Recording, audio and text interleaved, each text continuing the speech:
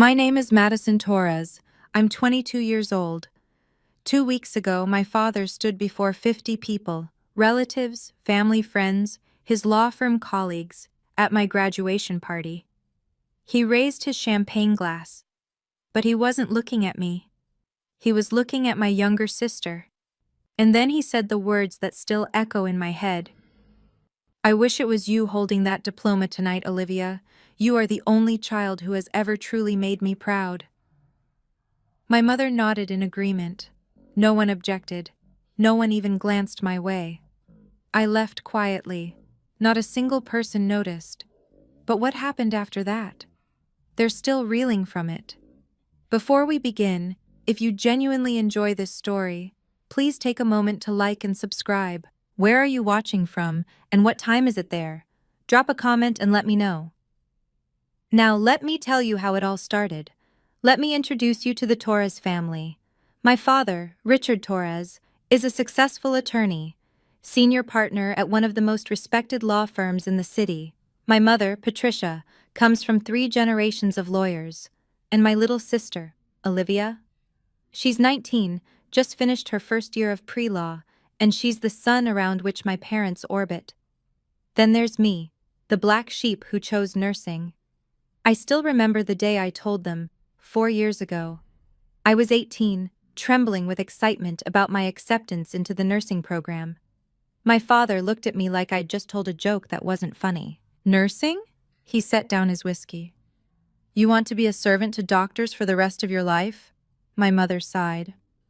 "Our family has been in law for 3 generations. You're the first one to break tradition." I tried to explain. I wanted to help people, to be there in their most vulnerable moments, to actually make a difference. They didn't hear a word. From that day forward, every phone call home revolved around Olivia. Olivia's grades, Olivia's internship applications, Olivia's bright, shining future. Meanwhile, I graduated top of my nursing class, worked double shifts to pay my own tuition, and received commendation after commendation from my professors. Not once did they ask how I was doing. Not once did they attend a single ceremony. But there was one person in my family who always kept track. Someone who called every Sunday without fail. Someone who remembered every exam, every clinical rotation, every small victory. Someone my father had never respected. And that person would change everything. 2 months before graduation, I received an email from my mother. No greeting, no, "How are you?" just logistics. "Your graduation party will be held at the Sterling, 7 p.m. Saturday. Your father has finalized the guest list. You don't need to worry about anything." I read it 3 times. My graduation party, planned entirely without me. I pulled up the guest list attachment. My stomach dropped. 53 names. I recognized maybe 10 of them, relatives I barely knew. The rest? My father's colleagues, business associates, partners from the firm, even Olivia's sorority friends made the cut. But my friends? My nursing professors? My colleagues from the hospital where I'd done my clinicals?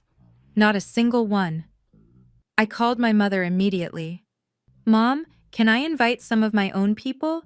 Professor Martinez was my mentor for 2 years, and my friend Celia, Madison." Her voice was patient, like she was explaining something to a child. "This is an opportunity for our family to make an impression. Your friends, they wouldn't fit in." I felt the words like a slap. Wouldn't fit in? You know what I mean. The partners' wives will be there. We need the right atmosphere. I hung up without saying goodbye. That night, I looked at the invitation card my mother had sent for my records. My hands shook as I read it. "Celebrating the Torres family" was printed in elegant gold script, not "celebrating Madison Torres," not "Madison's graduation," just "the family." Like I was a footnote in my own story. I should have seen it coming, but I still wasn't prepared for what they had actually planned. That night, I couldn't sleep. I lay in my tiny apartment, staring at the ceiling, running through 4 years of memories, 4 years of swallowing my pride, 4 years of telling myself, "Just wait. When they see you succeed, They'll come around. But the truth was becoming impossible to ignore. The more I stayed silent, the more invisible I became. If I let this party happen the way they planned, if I smiled and nodded while they paraded Olivia around like a trophy, I would officially become the failed daughter in everyone's eyes. Every late night studying, every patient I'd comforted, every perfect score I'd earned, all of it would be erased. I looked at my diploma frame on the wall. Summa cum laude, top of my class. A piece of paper that had cost me 4 years of no vacations, no social life, no rest. My phone buzzed. Unknown number. I ignored it. Too tired for telemarketers. A voicemail notification popped up. I almost deleted it, but something made me listen. Hello, this is a message for Madison Torres. This is the office of Presbyterian Memorial Hospital. We have some important news we'd like to share with you in person. Please call us back at your earliest convenience. Presbyterian Memorial, the most prestigious hospital in the state, the place where getting an interview was nearly impossible, let alone a job offer. I called back immediately. I'm sorry, the receptionist said. The office is closed for the evening. Dr. Webb will be available tomorrow morning. Dr. Webb, the director of recruitment himself. What could be so important that he needed to tell me in person? I didn't sleep at all that night. The next morning, I called the one person who had never let me down. Grandma? Madison, sweetheart. Eleanor Mitchell's voice was warm as sunshine. I was just thinking about you. How are the party preparations going? I told her everything. The guest list I had no say in, the invitation that erased my name, the feeling of being a stranger at my own celebration. Silence on the other end. A long one. Did your father invite me? She finally asked. I hesitated. I'm not sure, Grandma. I see. Her tone shifted, hardened just slightly. Well, I'll be there regardless, invited or not. Grandma, I don't want to cause trouble. Trouble? She laughed softly. Sweetheart, I spent 40 years as a nurse. I faced down doctors who thought they were gods and administrators who thought they owned us. Your father's disapproval doesn't frighten me. I felt tears prick my eyes. At least someone was in my corner. Madison, she continued, your value doesn't depend on whether your parents can see it. I know what you've accomplished, and I'm proud enough for all of them. Thank you, Grandma. Oh, by the way, her voice turned lighter. I ran into Dr. Webb last week, the recruitment director at Presbyterian Memorial. Do you remember him? My heart skipped. You know Dr. Webb? We served on the Community Health Foundation board together for 15 years. He mentioned your name, said some very impressive things about you. What did he say? Call him back, sweetheart. I think you'll want to hear it from him directly. She hung up before I could ask more. What exactly had my grandmother told him about me? 3 days before the party, I drove to my parents' house. I found my father in his study, reviewing case files. He didn't look up when I entered. Dad, can we talk about the party? He kept reading. What about it? I'd like to invite a few people. Professor Martinez, some friends from the hospital. No. He turned a page. The list is finalized. Dad, this is my graduation party. Now he looked up. His eyes were cool, assessing. This is a Torres family event. I just want my mentor there. She guided me for 2 years. A nursing professor? He actually laughed. What will my colleagues think? They'll think I was well educated. They'll think this family has one child who couldn't keep up. The words hit like a punch. I steadied myself against the doorframe. Dad, I graduated top of my class. In nursing, Madison. He said it like the word itself was beneath him. Your sister is going to Harvard Law. Do you understand what that means for this family? I thought this party was about my graduation. He finally set down his papers, looked at me fully, and what I saw in his eyes wasn't anger. It was worse. It was complete indifference. I've already told everyone that we're announcing Olivia's Harvard acceptance. This party is the perfect opportunity. He picked up his pen again. You just need to show up, smile, and try not to draw too much attention to yourself. I stood there, frozen. Try not to draw too much attention to yourself. At my own graduation party, I understand, I said quietly. I said. But I was lying. For the first time in my life, I was lying to my father. I found my mother in the kitchen, arranging flowers for the centerpieces. Mom, I need your help. She didn't stop arranging. With what, dear? Talk to Dad. About the party. About making it actually about my graduation. Madison, she sighed. I don't want to create conflict. You'd be standing up for me. I'd be disrupting the family harmony. By supporting your own daughter? She finally looked at me. Her expression was the same patient, slightly tired look she'd worn my entire life. Sweetheart, you've always been so sensitive. Your father means well. He just expresses it differently. He's turning my graduation into Olivia's announcement party. He's celebrating both of you. He literally said he wished Olivia had my diploma. You must have misheard him. I was standing right there, Mom. She set down a rose. For a moment, just a moment, I thought I saw something flicker in her eyes. Guilt? Recognition? Then it was gone. Your father has worked very hard to build this family's reputation. The least we can do is support his vision. Even if his vision erases me? Silence. You're choosing a side, Mom. I'm keeping the peace. By sacrificing me. She picked up another flower. Her hands were steady. Her voice was steadier. You've always been too dramatic, Madison. Just like your grandmother. I left without another word. That evening, an email arrived that changed everything. The subject line read, Formal Offer of Employment, Presbyterian Memorial Hospital. I opened it with trembling fingers, and suddenly I had a choice to make. I read the email 3 times to make sure I wasn't hallucinating. Presbyterian Memorial Hospital was offering me a position in their emergency department. Not just any position, the most competitive nursing role in the entire hospital. Hundreds of graduates applied every year. Most didn't even get interviews. And they wanted me. The salary made my jaw drop. $78,000, starting. I'd done my research. First-year associates at my father's law firm, they started at 65. But the next paragraph was what truly caught my attention. We would like to present this offer formally at a significant event in your life to honor your exceptional achievements. Please let us know if you have any upcoming occasions where this would be appropriate. They wanted to make it public. A ceremony. A moment.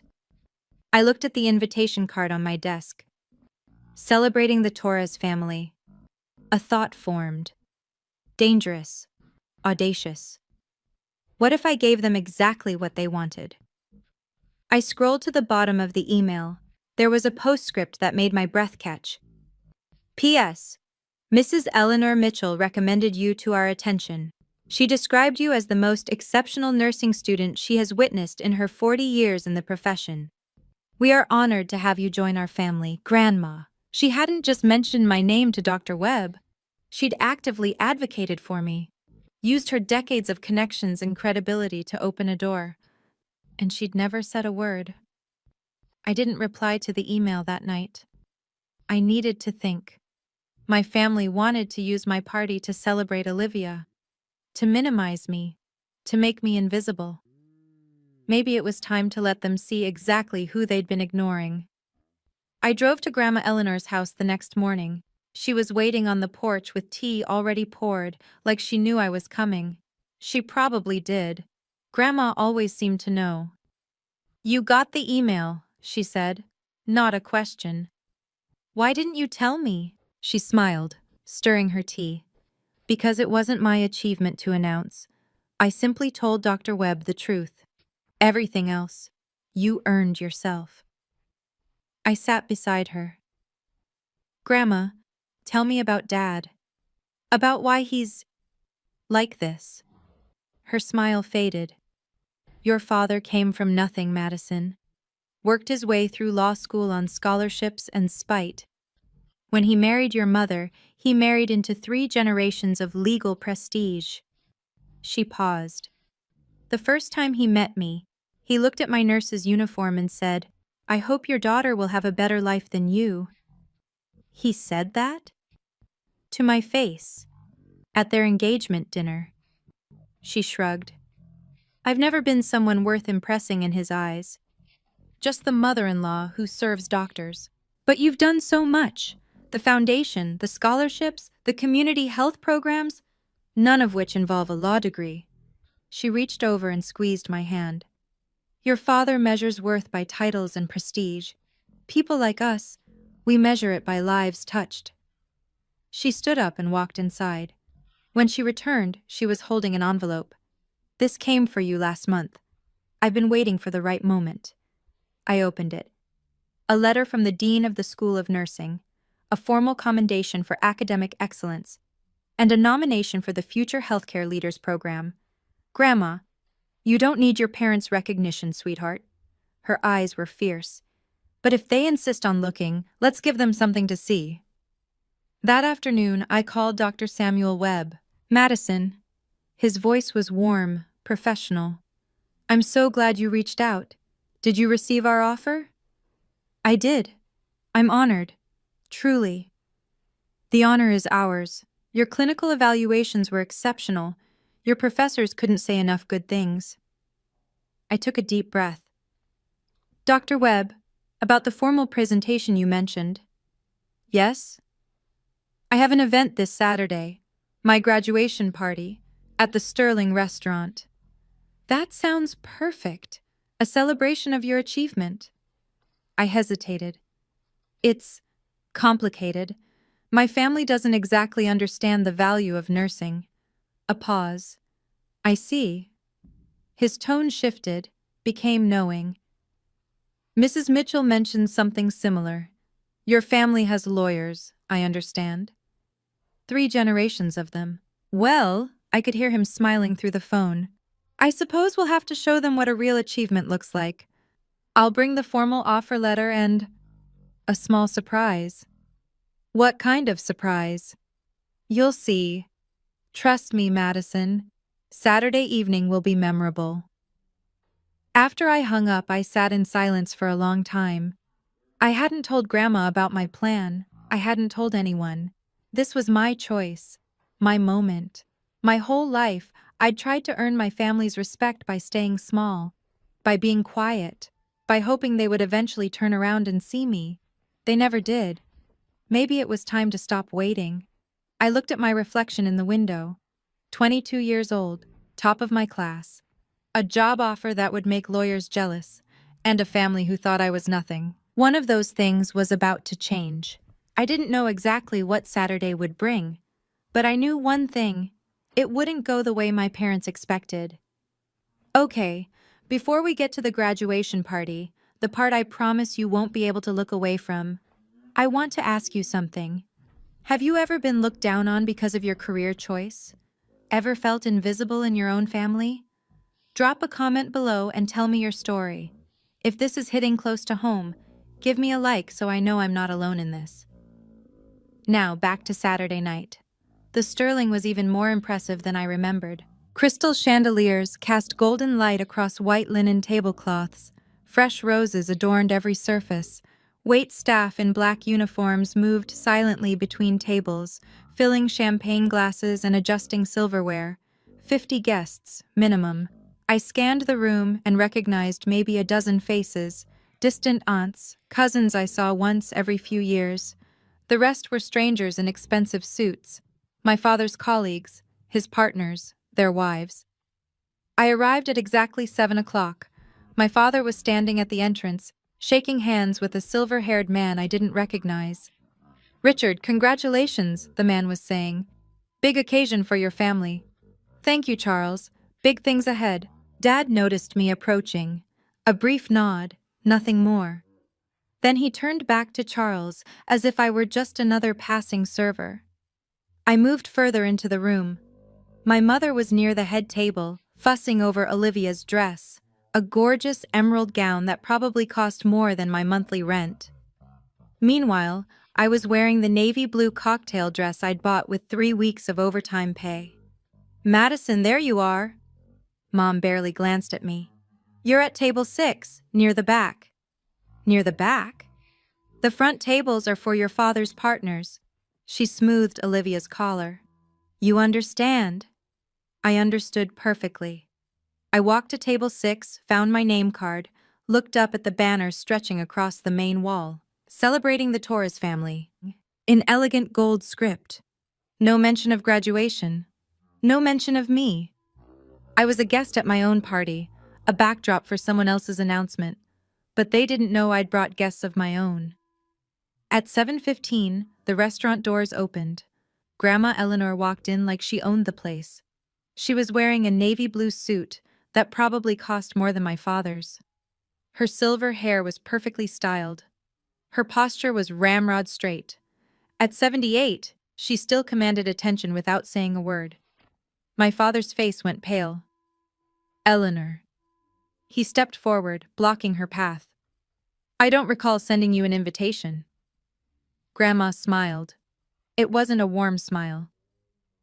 I'm here for my granddaughter's graduation party. I don't need your invitation, Richard. This is a private event. For family. Yes, I am family. She stepped around him effortlessly, whether you like it or not. My mother rushed over, her heels clicking urgently on the marble floor. Mother, please, let's not make a scene. I'm not making a scene, Patricia. I'm simply attending. Grandma's eyes swept the room. Where's Madison seated? Oh, table 6, in the back. How appropriate. Several guests had stopped their conversations watching the exchange. My father laughed, a forced, too loud sound. My mother-in-law, everyone, always a bit dramatic. Grandma didn't acknowledge him. She walked straight to me, her arms open. There's my girl. I hugged her tight, fighting back tears. I have a surprise, Grandma, I whispered. She pulled back, eyes twinkling. I know, sweetheart. I have one too. Before I could ask what she meant, a server announced that dinner would begin shortly. My father was already moving through the crowd, doing damage control, charming his partners with that practiced smile. He had no idea what was coming. Neither did I, entirely. But I was about to find out. After dinner, my father stood up and tapped his champagne glass. The room fell silent. Thank you all for being here tonight. His voice carried easily, practiced from years of courtroom performances. We're gathered to celebrate our family. A small pause. I noticed he didn't say my name. As many of you know, the Torres family has a proud tradition in law, 3 generations of attorneys and soon to be 4. He turned toward Olivia, who was beaming at the head table. I want to raise a glass to the future, to my youngest daughter, Olivia, who has just been accepted to Harvard Law. Applause rippled through the room. I saw my mother nodding proudly. My father continued, his eyes still on Olivia. I wish. He paused for effect. I truly wish that Olivia was the one holding a diploma tonight. She is the only child who has ever truly made me proud. More applause, but quieter now. I noticed several guests exchanging uncomfortable glances. My mother nodded along, smiling. No one looked at me. I sat frozen at table 6, feeling every eye that deliberately avoided mine. The pitying glances from the few relatives who bothered, the indifference from the rest. Olivia was still smiling, but something flickered across her face. A moment of discomfort, maybe even guilt. Then it was gone. My father raised his glass higher. To the Torres family, to our brightest star, Olivia. Everyone drank. I didn't touch my glass. My grandmother stood up. The room went silent again. And I realized this was the moment everything would change. Richard, Grandma's voice cut through the silence like a scalpel. I believe you forgot something important. My father's smile tightened.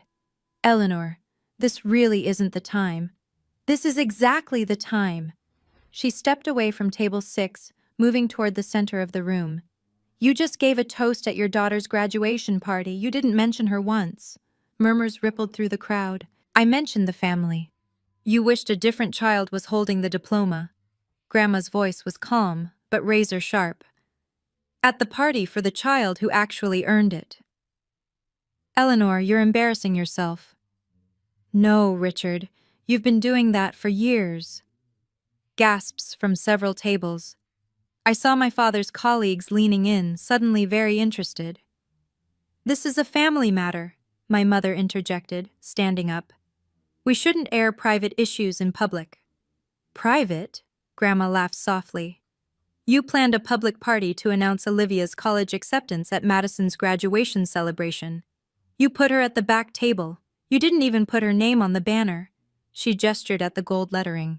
There's nothing private about this humiliation. My father's face was turning red. I've had enough of this. Eleanor, sit down or leave. I'll do neither. The room was utterly still.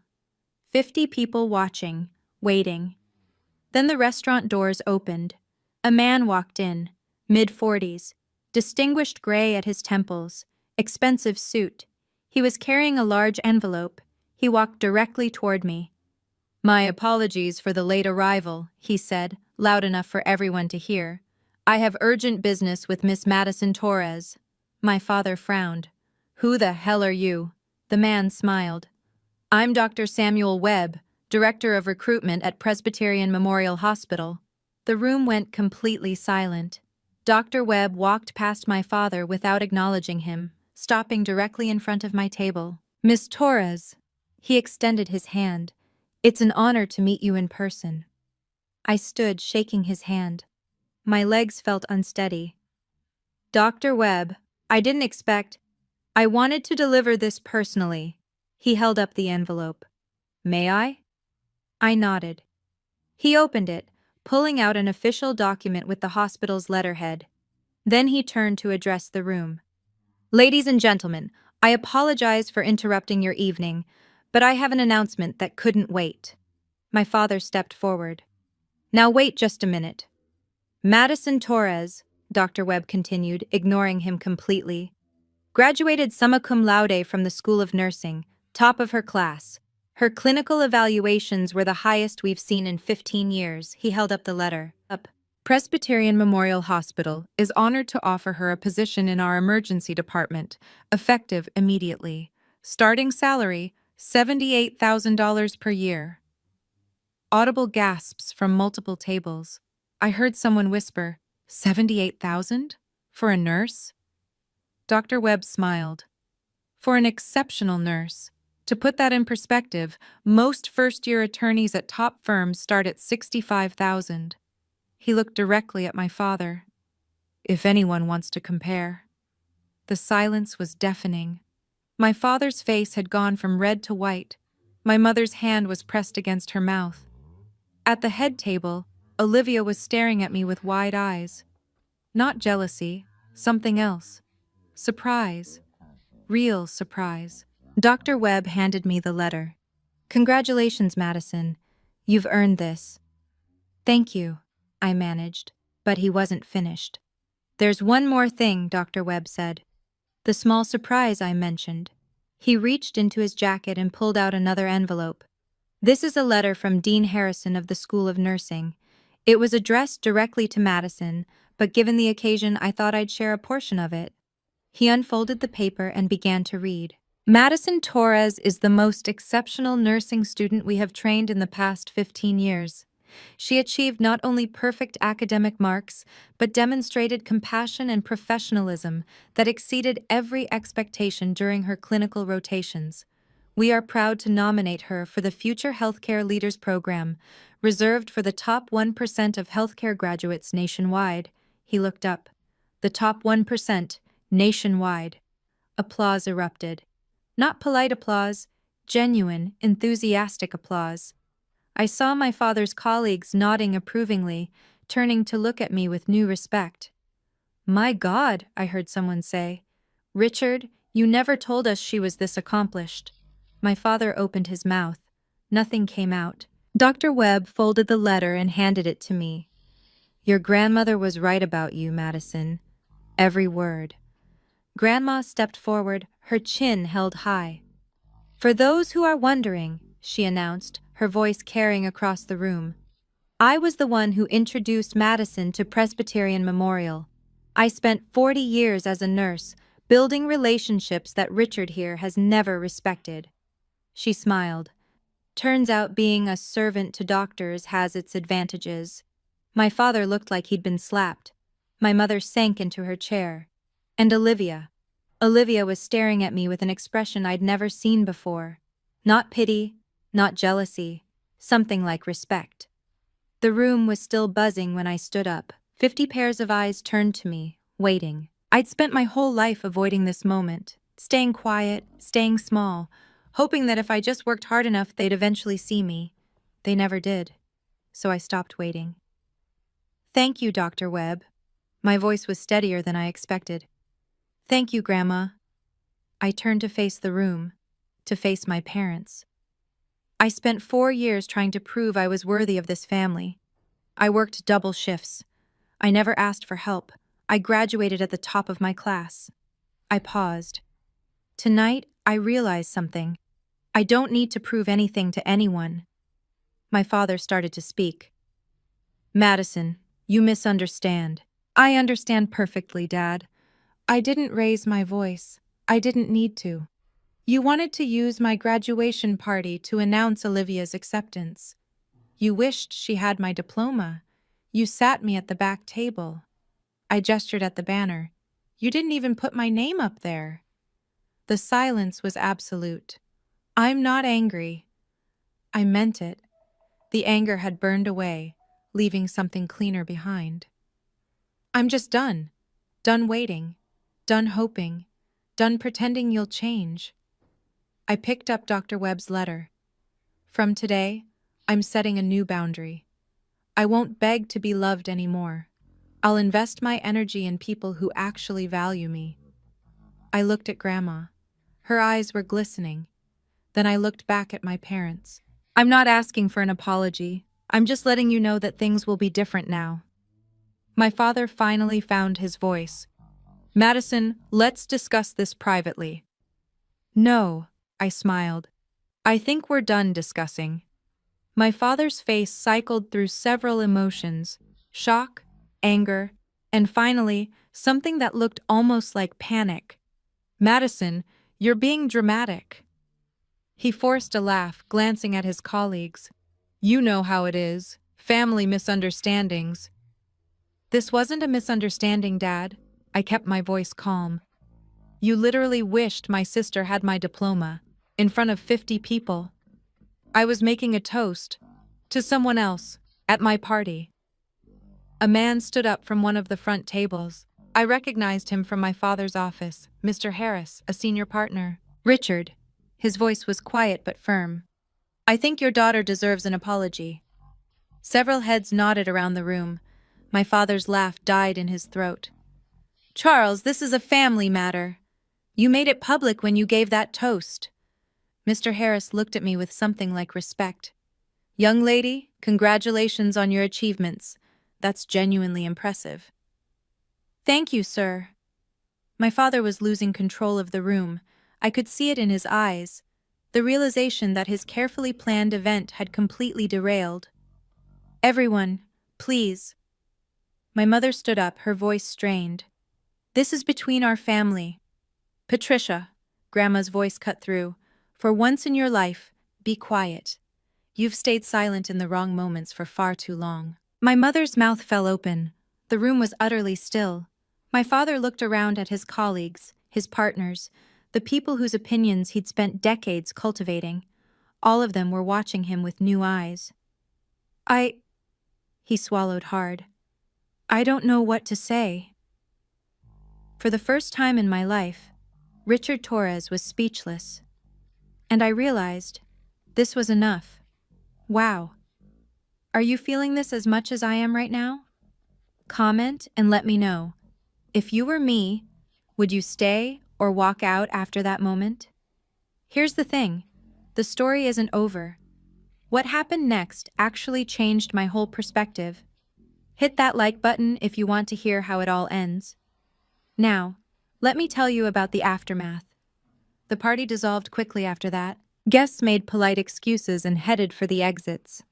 I stood near the door, accepting congratulations from people who'd ignored me an hour earlier.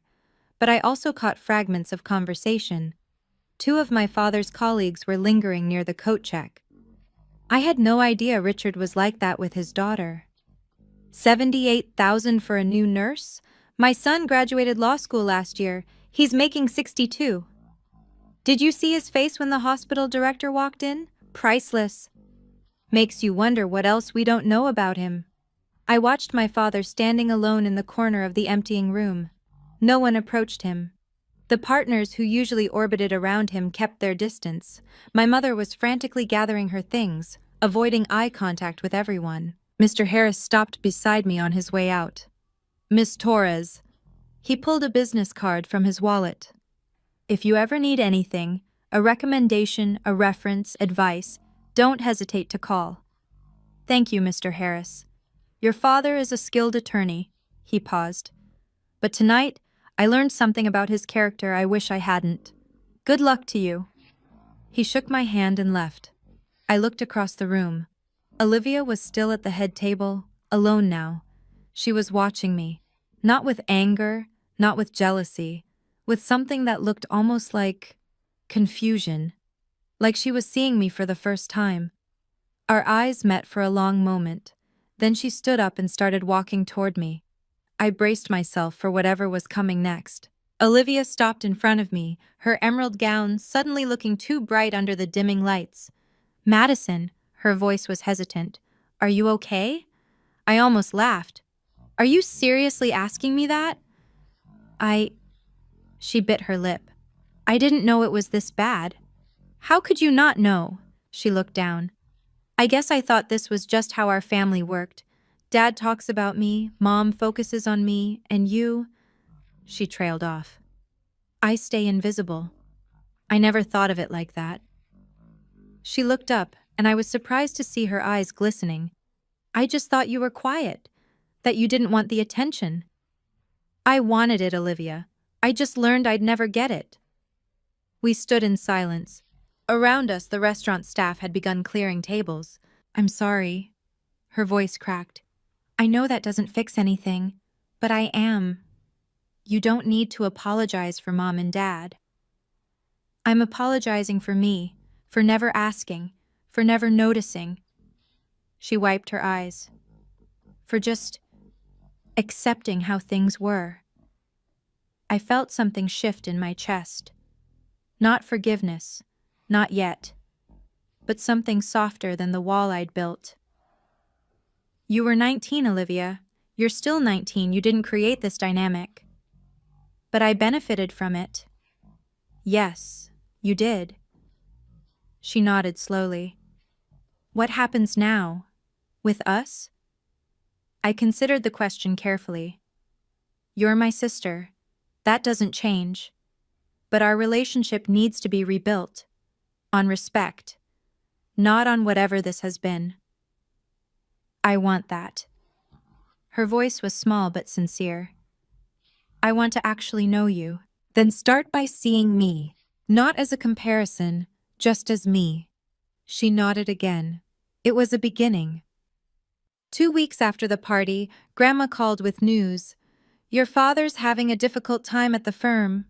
I was in my new apartment, unpacking boxes. What do you mean? Mr. Harris told some of the other partners about that night. The story spread. She paused.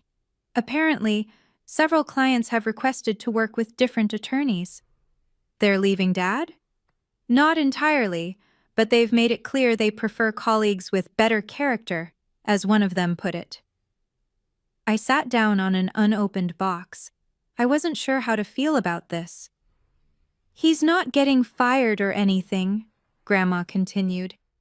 But his reputation took a hit. The golden boy image has some tarnish now. I didn't want that. You didn't cause it, sweetheart. He did. You just stopped covering for him. That afternoon, my mother called for the first time since the party. Madison, her voice was tight. We need to talk. About? Your father's colleagues. They keep asking about you, bringing up the party. It's affecting his work. That's not my fault, Mom. You could talk to Mr. Harris. Explain that your father didn't mean what? To humiliate me? To wish Olivia had my accomplishments? To seat me at the back of my own party? Silence. I can't control what people think about Dad, I said quietly. That's the consequence of his actions, not mine. Madison, I'm not going to clean up his mess, Mom, not anymore. I hung up. For years, I'd protected my family's image by staying quiet, by accepting less, by making myself small. Those days were over. The consequences of their choices were theirs to carry now. My first day at Presbyterian Memorial, I stood outside the emergency department doors for a full minute, just breathing, just taking it in. The badge clipped to my scrub said, Madison Torres, RN. My name, my title, my achievement. Ready for your first shift? Dr. Webb appeared beside me, smiling. More than ready. Good, because the ER waits for no one. Inside was controlled chaos. Exactly what I'd trained for. Monitors beeping, nurses calling out vitals, doctors moving with purpose. I was assigned to a veteran nurse named Gloria for my first week. She showed me the systems, the shortcuts, the unwritten rules that kept the department running. You're good, she told me after my first patient intake. Really good. Whoever trained you knew what they were doing. I had an excellent professor, and my grandmother was a nurse for 40 years. Eleanor Mitchell? I blinked. You know her? Gloria laughed. Honey, everyone in this hospital knows Eleanor. She helped train half the senior staff. That woman is a legend.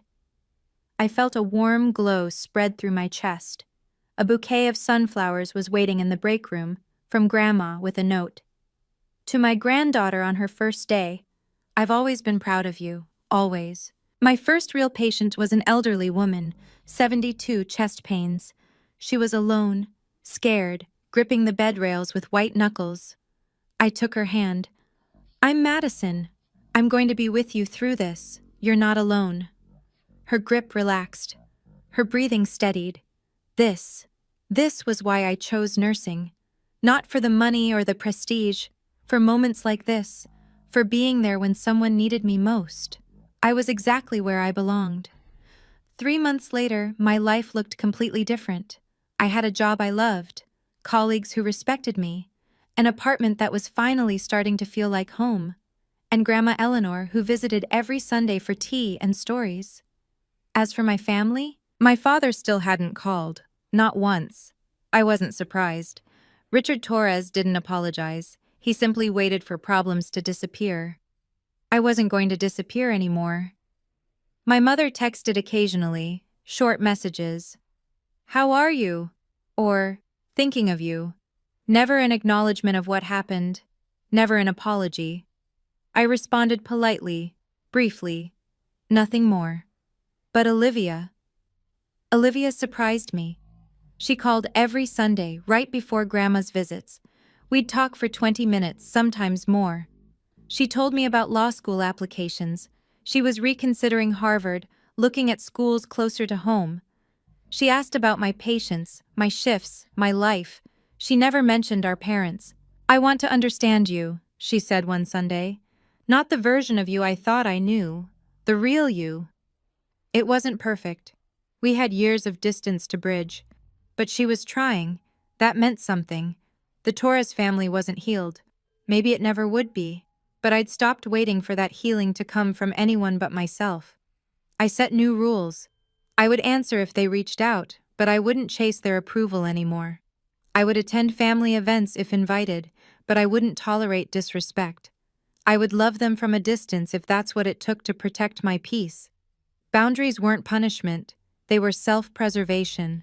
And for the first time in my life, I was putting myself first. Sometimes, on quiet evenings, I sit on my apartment balcony and watch the city lights come on. I think about the journey that brought me here. 4 years of working myself to exhaustion, trying to earn love I should have had freely. One night of public humiliation that could have broken me, and one decision that changed everything. I stopped pretending to be invisible. Here's what I learned. Your worth doesn't depend on whether anyone else sees it. The people who should love you unconditionally sometimes can't. And that's not your failure. It's theirs. Boundaries aren't revenge. They're not punishment or cruelty. They're the line you draw between what you'll accept and what you won't. Between who you are and who others want you to be. Not everyone who calls themselves family deserves the title. Real family, the people who show up, who see you, who celebrate your victories, and hold your hand through failures. Sometimes shares your blood. Sometimes they don't. I didn't beat my parents that night at the Sterling. I just stopped losing myself to them. My phone buzzes. A text from Olivia. Sunday call still on? Another from Grandma. Made your favorite cookies, bringing them tomorrow. A third from Gloria at work. Patient from last week asked about you. Said you were an angel. Thought you should know. I smile. A real smile. The kind I couldn't remember having before all this. My father wanted me to be invisible. My mother wanted me to stay quiet, but I refused, and that made all the difference. I didn't win against them. I just stopped losing myself. That's the only victory I needed. That's my story. Thank you for staying with me until the end.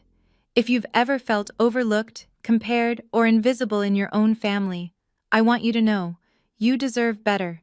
Your worth isn't determined by anyone else's inability to see it. If you want more stories like this, check out the video linked in the description. Like, subscribe, and hit that notification bell. See you in the next one.